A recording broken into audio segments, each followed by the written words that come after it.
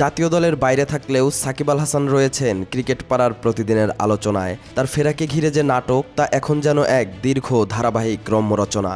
BCB কখনো ইঙ্গিত দেয় সাকিব ফিরতে পারেন, আবার কখনো নীরব থাকে, অথচ সাকিব নিজে এ নিয়ে কিছু বলেন না। কিন্তু প্রশ্ন উঠছে, সাকিবের জাতীয় দলে ফেরা কি শুধুই ক্রিকেটীয় সিদ্ধান্ত, নাকি তা হয়ে উঠেছে রাজনৈতিক ও প্রভাবশালী মহলের হিসাব নিকেশের টার্ম কার্ড?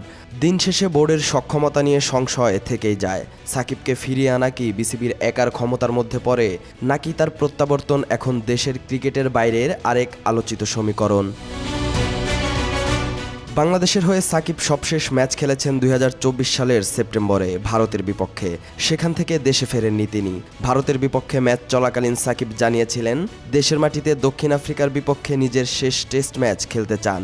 যুব ও ক্রীড়া মন্ত্রণালয়ের আশ্বাসে সাকিবকে দলেও রাখেন নির্বাচকরা। কিন্তু এখানেই তৈরি হয় তীব্র বিতর্ক। সাকিবের নাম ঘোষণার পর মিরপুরের হোম অব ক্রিকেট পরিণত হয় রণক্ষেত্রে।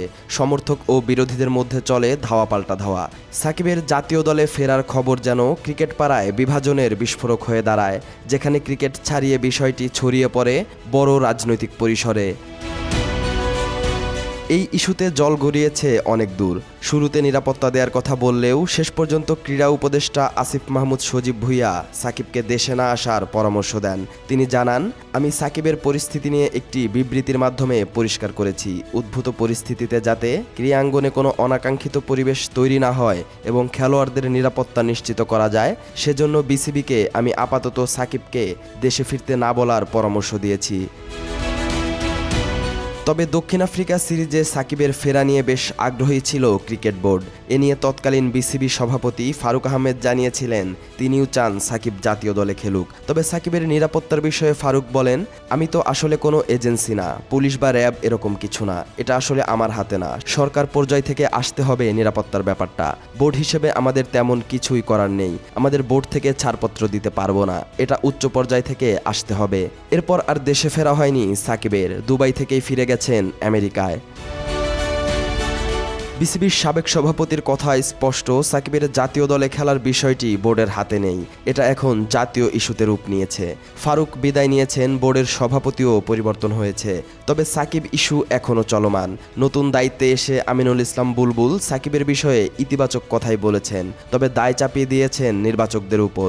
বুলবুল জানান, সাকিব তো অ্যাভেলেবেল ক্রিকেটার, এখনও বাংলাদেশ দল থেকে সব সংস্করণে অবসর নেয়নি। তার সঙ্গে কথা বলবো, তার সঙ্গে কথা বলার পর আমরা সিদ্ধান্ত নেব।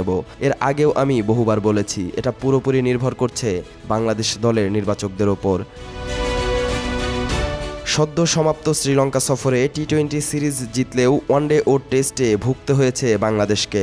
সাকিব আল হাসান দলে থাকলে হয়তো আরও ভালো ক্রিকেট খেলতে পারতেন লিটন শান্তরা, এমনটাই মনে করছেন দলের সহকারী কোচ সালাউদ্দিন আহমেদ। তিনি স্বীকার করে বলেন, আমাদের লাক্সারি করার সুযোগ থাকে না, অনেক সময় ব্যাটার শর্টেজ, আবার কখনো বোলার শর্টেজ থাকে। কিন্তু সাকিব থাকলে লাক্সারি করার সুযোগ থাকতো, এক্সট্রা একজন ব্যাটার বা বোলার খেলানো যেত।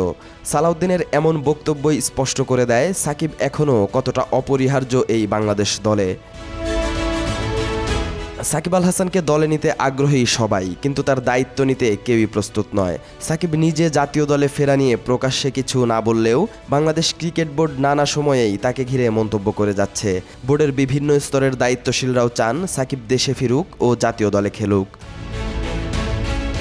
তবে প্রশ্ন থেকেই যাচ্ছে, সাকিবকে দেশে ফিরিয়ে এনে জাতীয় দলে খেলানোর ক্ষমতা আদৌ কি বিসিবির আছে, নাকি পুরো বিষয়টাই নির্ভর করছে যুব ও ক্রীড়া মন্ত্রণালয়ের উপর?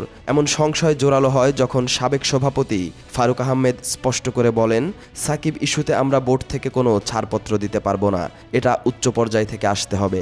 এই মন্তব্যেই স্পষ্ট হয় সাকিবের ফেরা শুধুই ক্রিকেটীয় নয়, এর সঙ্গে জড়িয়ে আছে প্রশাসনিক ও রাজনৈতিক সিদ্ধান্তও।